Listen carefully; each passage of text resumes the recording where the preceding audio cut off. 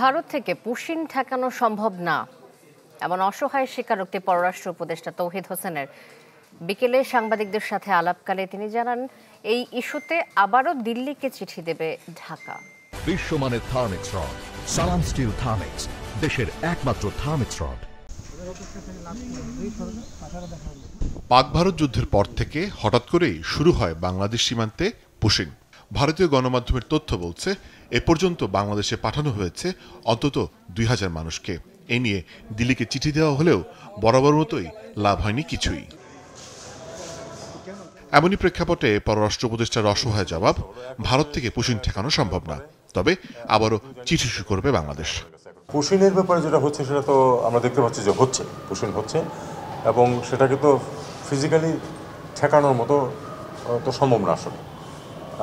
এটা নিয়ে ভারতের সাথে আমাদের চিঠি আদান প্রদান হচ্ছে। আমরা বলেছি যে এটা পদ্ধতি অনুযায়ী যেন যাওয়া হয়। তারা কিছু কিছু ক্ষেত্রে বলেছে যে অনেক কেস আটকে আছে, সেগুলি তোমরা ঠিকমতো করছো না। আমরা সেটা চেক করে দেখেছি, এটা আসলে খুব দীর্ঘদিনের তালিকার মধ্যে আছে একটা সংখ্যা, এবং আমরা পাশাপাশি এটাও দেখেছি যে আসলেই তাদের তালিকা অনুযায়ী কিন্তু আমরা চেক আপ করে অনেককে নিয়েছিও।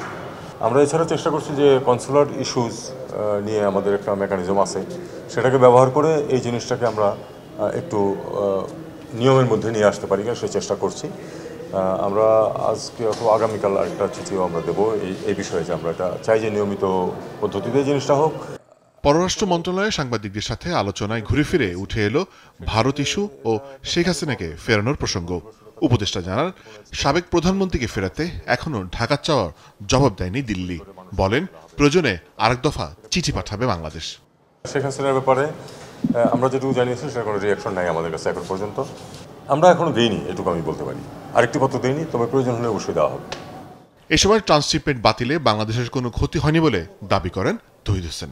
যেটা দেখতে পেয়েছি সেটা হলো যে এটা একটা সাপে বর হয়েছে আমাদের, তাদের উপর নির্ভরশীলতাটা কমে গেছে। আমাদের কিন্তু কোনো এক্সপোর্ট তাতে করে ক্ষতিগ্রস্ত হচ্ছে না, এবং একটা মেকানিজম দাঁড়িয়ে গেছে চিটাগং এবং সিলেট থেকে দিল্লির পরিবর্তে ফ্রেট যাচ্ছে এবং কোনো সমস্যা হচ্ছে না। কাজে আমি মনে করি এটা একদিক দিয়ে ভালোই হয়েছে যে আমরা কেন সব কিছুর জন্যই মানে অন্য দেশ থেকে ট্রানজিট করতে হবে, যদি এখান থেকে সরাসরি যেতে পারে। সরাসরি ফ্লাইট যাচ্ছে এখন।